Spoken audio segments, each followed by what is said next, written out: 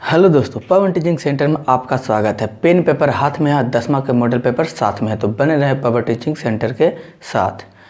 हम लोग आज पढ़ेंगे समतल दर्पण से में पढ़ेंगे। तो हम लोग आज हेडिंग देते हैं समतल दर्पण पर लंबवत पड़ने वाली किरण का परावर्तन। समतल दर्पण पर लंबवत पड़ने वाली किरण का परावर्तन किस तरीक़ा से, जब समतल दर्पण हम लोग बनाएंगे तो उस पर किरण जो पड़ेगा लंबवत पड़ेगा। देखिए ये क्या है, दर्पण लिए हम लोग, नीचे कलाई किए, क्या कहलाएगा, समतल दर्पण। जब समतल दर्पण में प्रकाश की किरण लंबवत पड़ेगी, लंबवत माने सीधा, यानी कि 90 डिग्री के कोण बनाएगी, तो ये क्या कहलाएगा, आपतित किरण। आपतित किरण, आपतित किरण। जब समतल दर्पण पर आपतित किरण लंबवत पड़ेगी तो दर्पण से परावर्तन के बाद उसी पथ पर वापस लौट जाएगी। तो इसी पथ पर क्या होगा, परावर्तित किरण, और इसी पर लंब भी होगा, अभिलंब। तो जब समतल दर्पण पर प्रकाश की किरण लंबवत पड़ती है तो समतल दर्पण से प्रकाश की किरण परावर्तन के बाद उसी पथ पर वापस लौट जाती है। तो यहाँ आपतन कोण I बराबर 0 डिग्री और परावर्तन कोण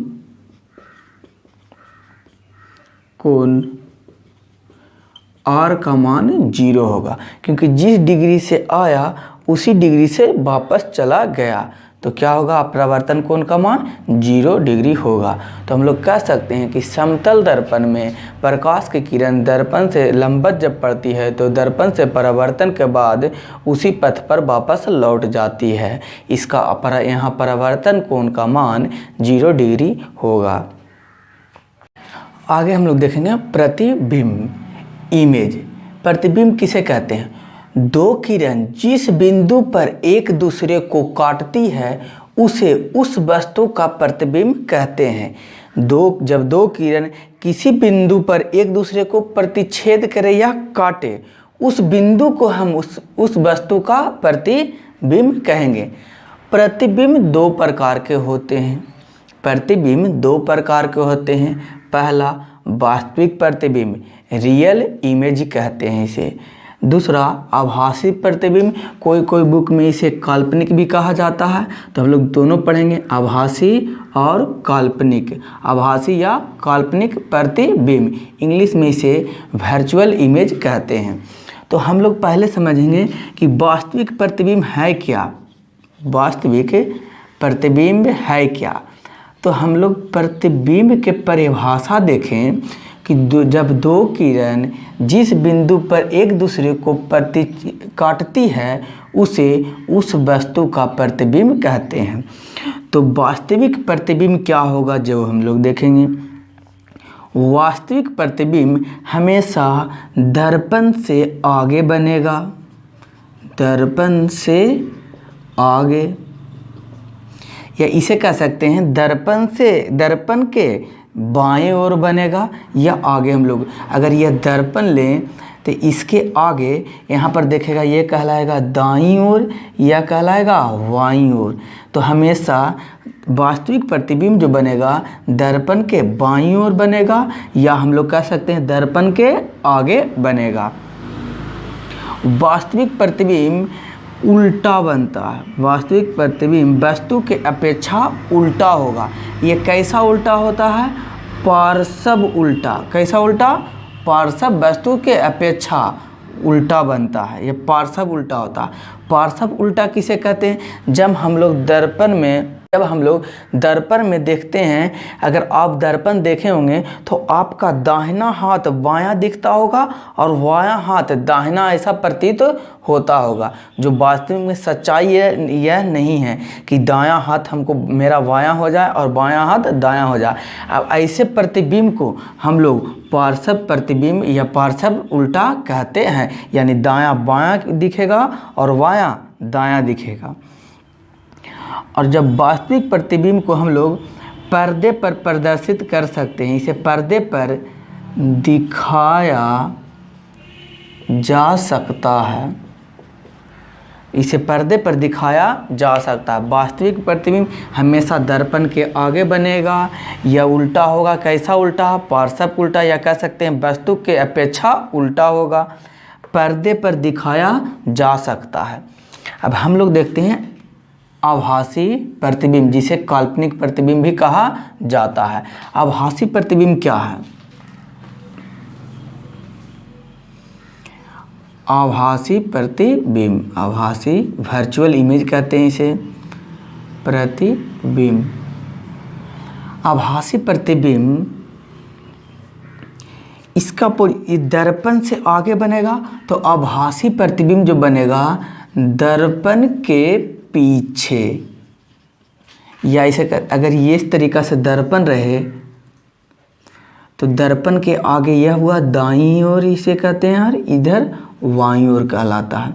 तो दर्पण के पीछे बनेगा, तो कह सकते हैं दर्पण के दाईं ओर भी बोल सकते हैं हम लोग इसे, कि दर्पण के दाईं ओर बनेगा। कैसा? कौन प्रतिबिंब? आभासी प्रतिबिंब या काल्पनिक प्रतिबिंब। यह कैसा बनेगा? हमेशा क्या बनेगा? सीधा बनेगा। वास्तविक आभासी प्रतिबिंब होगा जो कैसा बनेगा? सीधा बनेगा।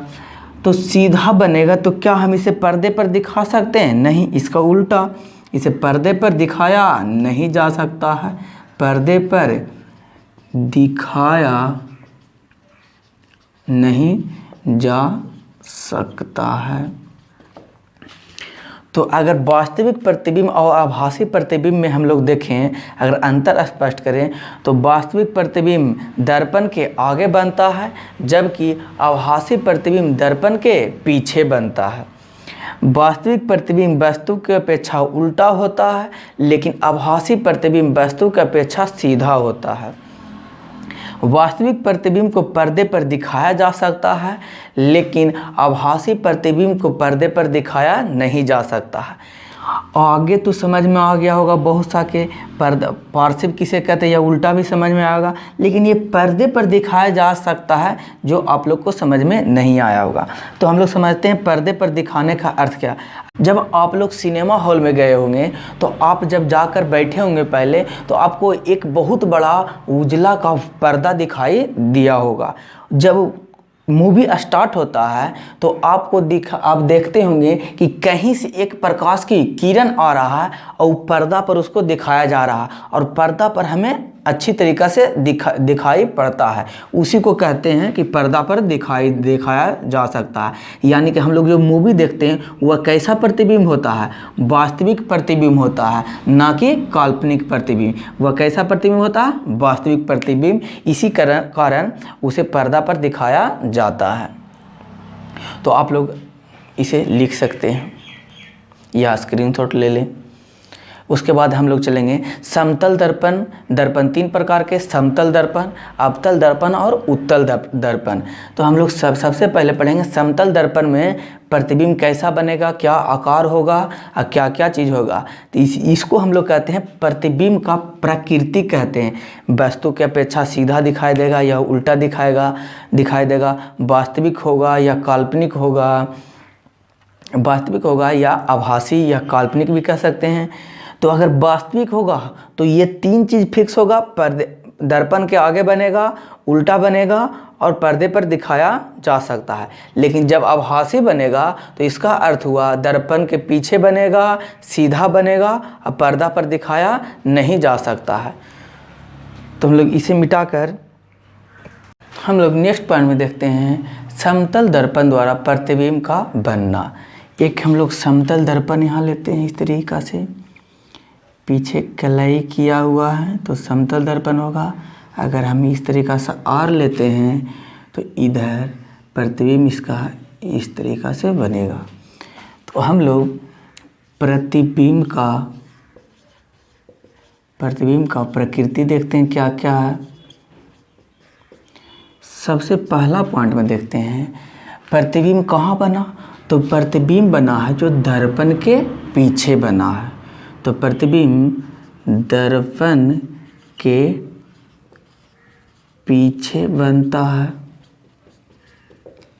प्रतिबिंब समतल दर्पण के पीछे, क्योंकि समतल दर्पण है तो हमेशा समतल दर्पण रहेगा। प्रतिबिंब समतल दर्पण के पीछे बनता है। कैसा बना, तो वस्तु के बराबर बना। प्रतिबिंब वस्तु के बराबर बनता है, यानी प्रतिबिंब जितना वस्तु होगा उतना ही प्रतिबिंब बनेगा। हम जितना वस्तु की ऊंचाई होगा प्रतिबिंब की ऊंचाई भी उतना ही होगा। हम लोग देखते हैं प्रतिबिंब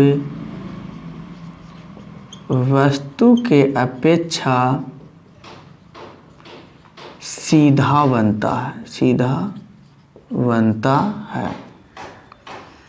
चौथा पॉइंट में हम लोग देखेंगे प्रतिबिंब दर्पण से वस्तु की दूरी जितना होगा प्रतिबिंब भी दर्पण से पीछे उतना ही बनेगा। तो हम लोग कह सकते हैं वस्तु की दूरी बराबर होगा प्रतिबिंब की दूरी, यानी कि दर्पण से आगे जितना आगे वस्तु रहेगा प्रतिबिंब भी दर्पण के उतना ही पीछे बनेगा।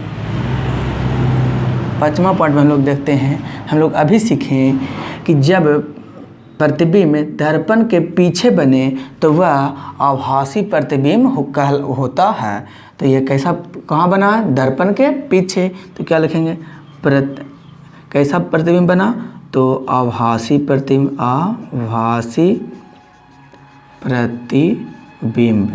और आभासी प्रतिबिंब कैसा होता है, आभासी प्रतिबिंब उल्टा होता है। आभासी प्रतिबिंब सीधा तथा इसे पर्दे पर नहीं दिखाया जा सकता है। अभी हम लोग सीखे आभासी प्रतिबिंब के बारे में। छठा पॉइंट में हम लोग देखेंगे प्रतिबिंब पार्श्विक रूप से उल्टा होता है। प्रतिबिंब जो होता है पार्श्विक रूप से उल्टा होता है। अब लग रहा हो सर ये पार्श्विक रूप है क्या, जब हम किसी दर्पण के सामने खड़ा होते हैं तो हमारा दाहिना हाथ बायां दिखता है और बायां हाथ दायां पर दिखाई प्रतीत होता है, उसी को हम लोग पार्श्विक परिवर्तन कहते हैं। तो हमारा जब समतल दर्पण में हम लोग आके अपने आप को देखते हैं तो मेरा दाहिना हाथ बायां दिखता है और बायां हाथ दायां दिखता है, उसी को हम लोग पार्श्विक रूप से उल्टा कहते हैं। तो आप इसे लिख सकते हैं या इसे स्क्रीनशॉट ले लें। उम्मीद है आप स्क्रीनशॉट ले लिए होंगे। हम लोग अगला पॉइंट में पढ़ेंगे गोलीय दर्पण, स्फेरिकल मिरर। इंग्लिश में इसे कहते हैं स्फेरिकल मिरर। गोलीय दर्पण क्या है, गोलीय दर्पण उसे कहते हैं जो गोलीय दर्पण एक खोखले गोले का आवर्तन सतह को ही हम लोग गोलीय दर्पण कहते हैं। जैसे ये गोला है, ये कैसा खोखला गोला है, खोखला गोला है। तो अगर कहा जाए तो दिखने में लग रहा है कैसा, किस तरीक़ा से दिखने में लग रहा है वृत्त जैसा। तो ये खोखला गोला है, तो ये खोखला गोला के अंदर एक सेंटर होगा जिसको हम लोग केंद्र कहते हैं, सेंटर होगा जिसे हम लोग केंद्र कहते हैं। ये कैसा आकृति है, वक्र आकृति है। जैसे क्या कौन केंद्र बोलेंगे, वक्रता केंद्र को, वक्रता केंद्र कहलाएगा। वक्रता केंद्र को इंग्लिश में बोलते हैं radius of curvature, radius of curvature. ये वक्रता केंद्र है। वक्रता केंद्र को अगर हम इस पर मिलाएं, इधर इस पर मिलाएं, इसको आगे की ओर अगर हम लेके चले जाएं और इसे भी आगे की ओर लेकर चले जाएं, ये वक्रता केंद्र से अगर यहाँ पर हम इस तरीक़ा से खींचेंगे, मिलाएंगे लाइन, तो ये कहलाएगा वक्रता त्रिज्या। क्योंकि अगर ये वृत्त होगा, अब वृत्त के केंद्र बिंदु से परिधि पर डाला गया लंब क्या कहलाता है? त्रिज्या कहलाता है। उसी प्रकार से क्या कहलाएगा? ये कैसा आकृति है? वक्र आकृति है, तो ये क्या कहला जाएगा? वक्रता त्रिज्या कहलाएगा। कर्वेचर ऑफ रेडियस, इसको आर से सूचित करेंगे, कैपिटल आर से। हम लोग देखेंगे यहाँ पर अगर देखा जाए तो ये क्या है? ध्रुव इसे बोलते हैं, ध्रुव इंग्लिश में बोलते हैं पोल। तो यही इसी तरीक़ा से यहाँ पर भी हम लोग क्या बोलेंगे? इसे ध्रुव, इंग्लिश में बोलेंगे पोल। तो क्या चीज़ से सूचित किया जाएगा? पी से। यहाँ भी क्या चीज़ से सूचित किया जाएगा? पी से सूचित किया जाएगा। यदि इसे हम लोग प्रधान या मुख्य अक्ष बोलते हैं, इंग्लिश में इसे कहते हैं प्रिंसिपल एक्सिस। मुख्य अक्ष या प्रधान अक्ष, इसी अक्ष पर सारा बना हुआ है, इसलिए हम इसे कहेंगे प्रधान अक्ष पर ही क्या है? पोल है, वक्रता केंद्र है और पोल है, या कह सकते त्रिज्या है, इसलिए इसको हम बोलते हैं प्रधान अक्ष या मुख्य अक्ष। मुख्य अक्ष इंग्लिश में बोलते हैं प्रिंसिपल एक्सिस बोला जाता है। यदि खोखले गोले को हम एक भाग से अंदर से कलई करते हैं और एक भाग को हम बाहर से कलई करते हैं, तो हमें दो प्रकार का दर्पण प्राप्त होता है। हम इस साइड को, अगर हम इस गोले दर्पण के इस साइड को अंदर से कलई करते हैं, क्या कर दिए? कलई। अगर अंदर से कलई किए और इस साइड को हम बाहर से कलई किए,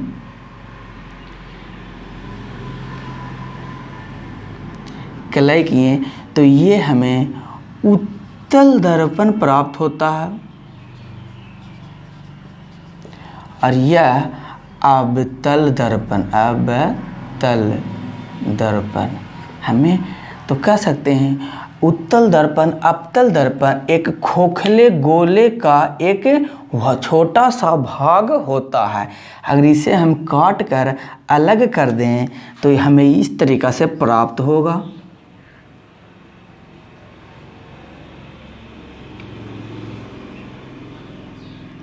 ये कहलाएगा पी पोल। इसका वक्र केंद्र कहाँ होगा? यहाँ पर सी। तो यहाँ पर भी हम इसे बोल सकते हैं सी। इधर भी होगा, अगर इस तरीक़ा से हम ले तो इधर होगा। इसको हम देखते हैं, इस तरीक़ा से है पोल, इसके पहले सी, इसे मुख्य अक्ष भी कहते हैं। तो इस तरीक़ा से इसको हम लोग बोलते हैं उत्तल दर्पण, ऐसे बोलते हैं अवतल दर्पण। तो उत्तल दर्पण या अवतल दर्पण एक खोखले गोले का एक छोटा सा भाग होता है। तो हम लोग एक एक कर पढ़ेंगे कि वक्रता केंद्र क्या है, पोल क्या है और पोल क्या है और मुख्य अक्ष किसे कहते हैं। तो एक एक देकर डैश दीजिए। पहले हम लोग डैश देंगे वक्रता केंद्र। वक्रता केंद्र किसे कहते हैं? वक्रता डैश देंगे वक्रता केंद्र।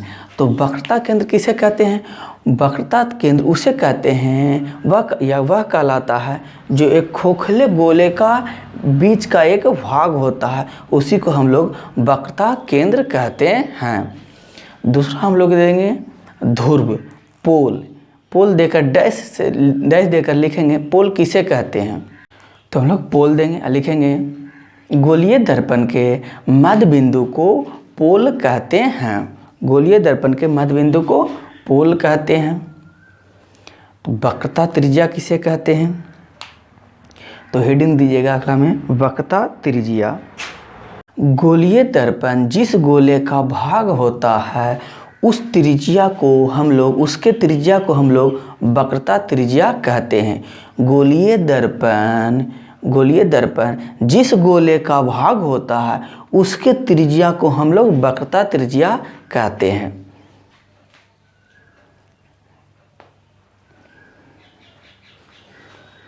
अगला हेडिंग दीजिएगा मुख्य अक्ष प्रधान अक्ष। मुख्य अक्ष या प्रधान अक्ष, इंग्लिश में बोलते हैं प्रिंसिपल एक्सिस। लिखे गया गोलीय दर्पण के ध्रुव से वक्रता केंद्र के मिलाने वाली सरल रेखा को प्रधान अक्ष या मुख्य अक्ष कहा जाता है। गोलीय दर्पण के ध्रुव से वक्रता केंद्र को मिलाने वाली रेखा को प्रधान अक्ष कहते हैं। उम्मीद है आप लोग लिखे होंगे। हम लोग अगला पॉइंट में देखते हैं गोलीय दर्पण की फोकस दूरी और उसके वक्रता त्रिज्या में संबंध। तो गोलीय दर्पण की फोकस दूरी उसकी वक्रता त्रिज्या के आधी होती है। गोलीय दर्पण की फोकस दूरी उसकी वक्रता त्रिज्या की आधी होती है। इसे हम लोग सिद्ध करके भी देखेंगे। इसके लिए हम आपको एक सेपरेट से अलग से एक वीडियो बनाकर अपलोड करेंगे। इसको हम लोग सिद्ध करके भी देखेंगे। इसके लिए आपको हम अलग से एक वीडियो में गोलीय दर्पण की फोकस दूरी वक्रता त्रिज्या के आधी होती है और दर्पण सूत्र और आवर्धन तीनों को सेपरेट वीडियो बना देंगे अलग से। तो हम लोग अभी के लिए इसको जानते हैं सिर्फ गोलीय दर्पण की फोकस दूरी और उसकी वक्रता त्रिज्या में संबंध। तो गोलीय दर्पण की फोकस दूरी उसकी वक्रता त्रिज्या की आधी होती है। इसे हम सिद्ध करके भी देखेंगे। इस वीडियो में इतना ही हम लोग पढ़ते हैं कि गोलीय दर्पण फोकस दूरी की आधी होती है।